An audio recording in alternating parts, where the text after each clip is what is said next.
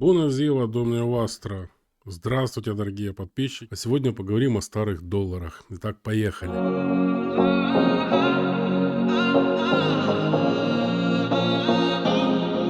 Старые доллары, купюры, выпущенные в 90-х годах, в 2000-х годах старого образца. Каждый сталкивался с тем, что почему-то старые, даже пусть в хорошем состоянии, обменники пытаются принимать по заниженному курсу, в отличие от новых так называемых голубых. Так, давайте разберемся, о чем, собственно, речь.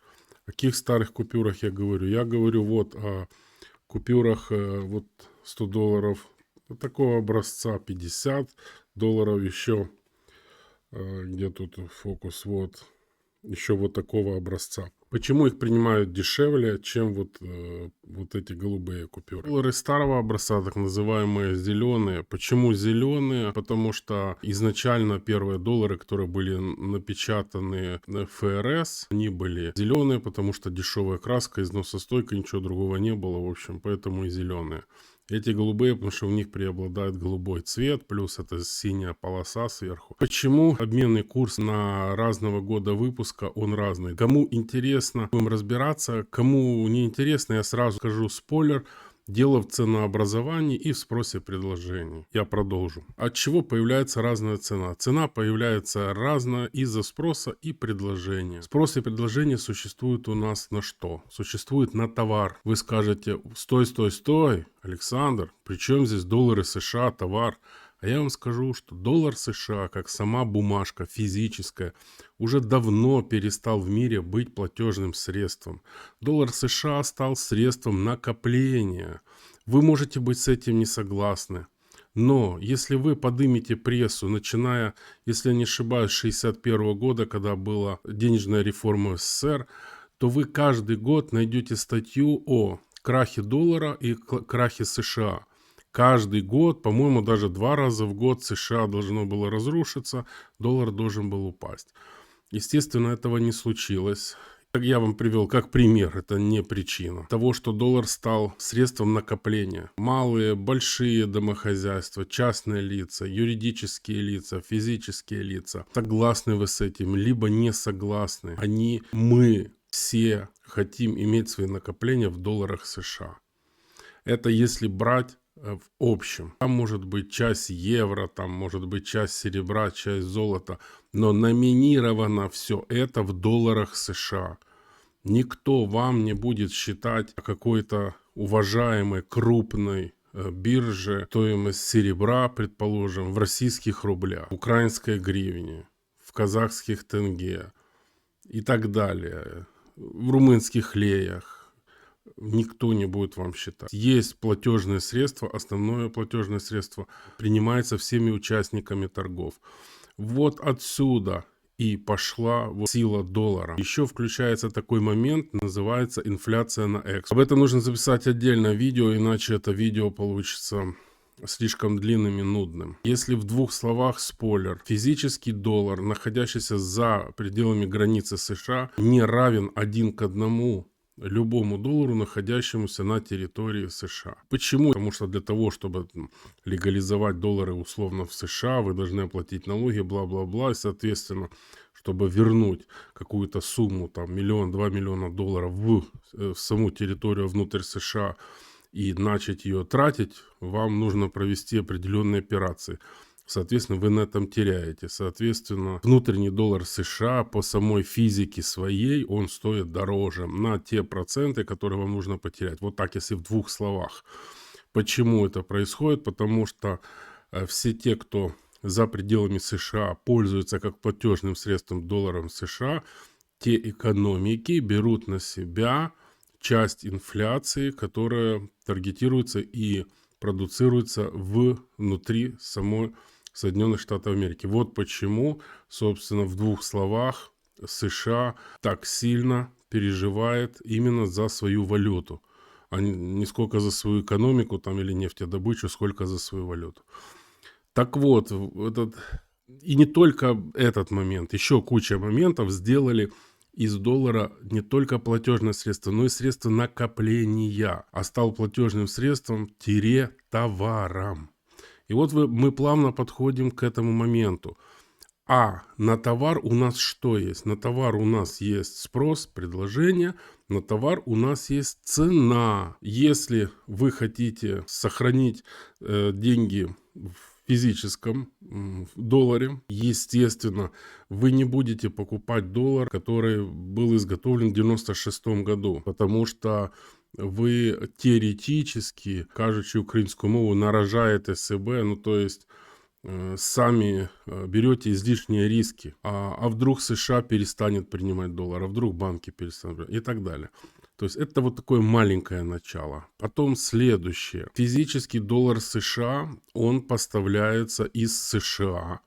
И, соответственно, уже не поставляется в банки старые банкноты в обращение. Поставляются только новые.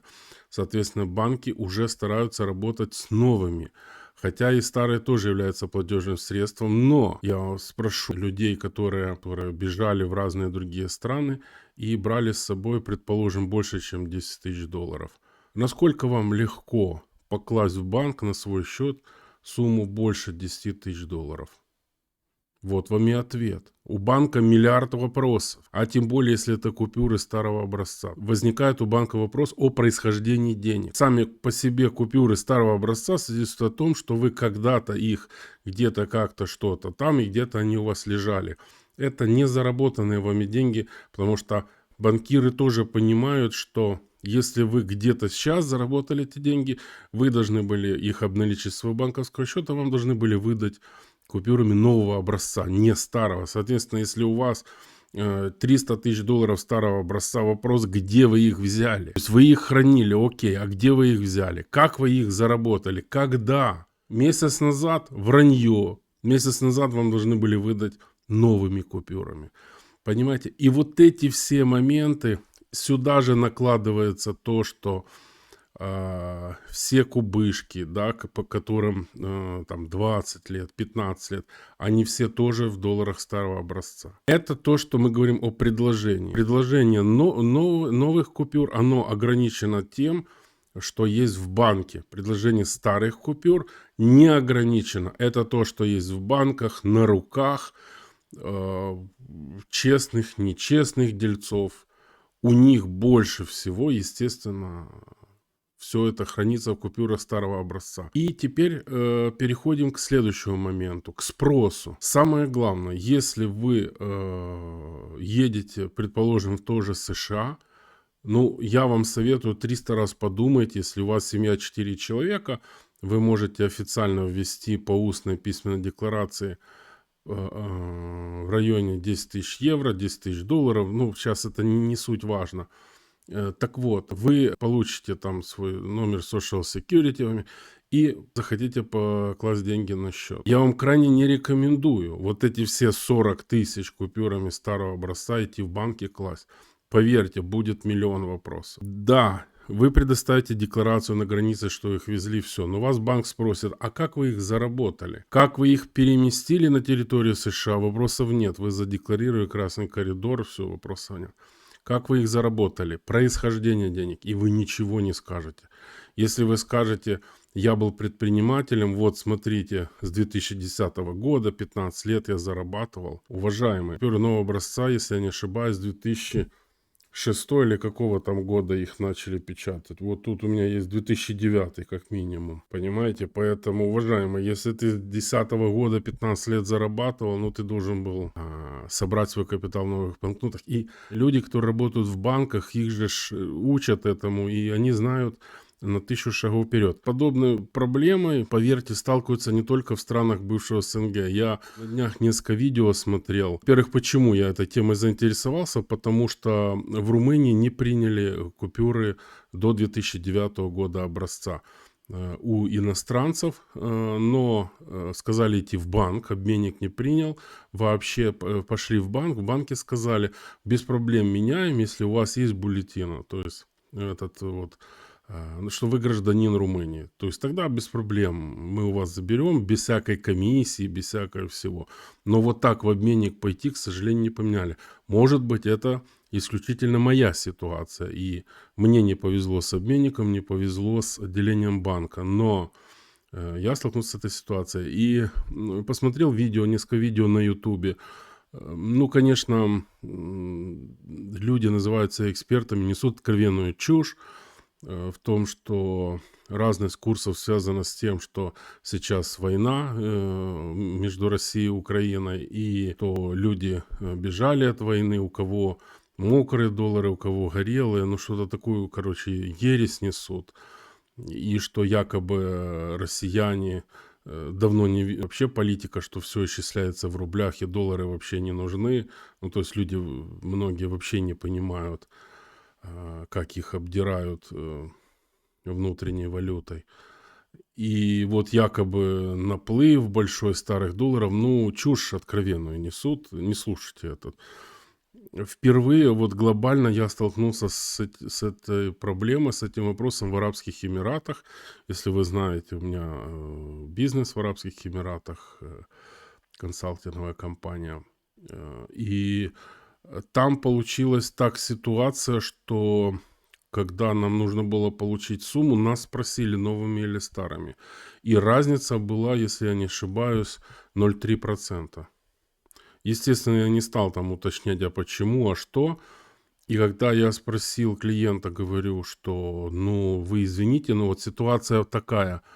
А вы знаете, а он не удивился. Он говорит, а не-не, окей, да, все нормально, пусть банк дает новыми 0,3. Я говорю, может, какая разница, 0,3? Он говорит, не-не-не, только голубыми новыми. И это был 19 или 2018 год. То есть это не проблема какая-то там внутренняя Украины, России там, или стран постсоветского пространства. Я вижу, что это уже общемировая тенденция. Конец, это может быть связано элементарно с подделками. Элементарно с подделками. Я вот здесь сейчас вверху дам ссылку на видео моего другого канала, где я рассказываю целую историю. Те деньги, они имеют очень-очень мало степени защиты. Если будет интересно, напишите в комментариях. Вот у меня пока здесь есть старая сотка. Можно будет делать как макросъемку, и я вам покажу всего лишь две степени защиты, которые до сих пор не подделали фальшивомонетчики. И вот эти именно две степени защиты 100% гарантируют подлинность этих долларов.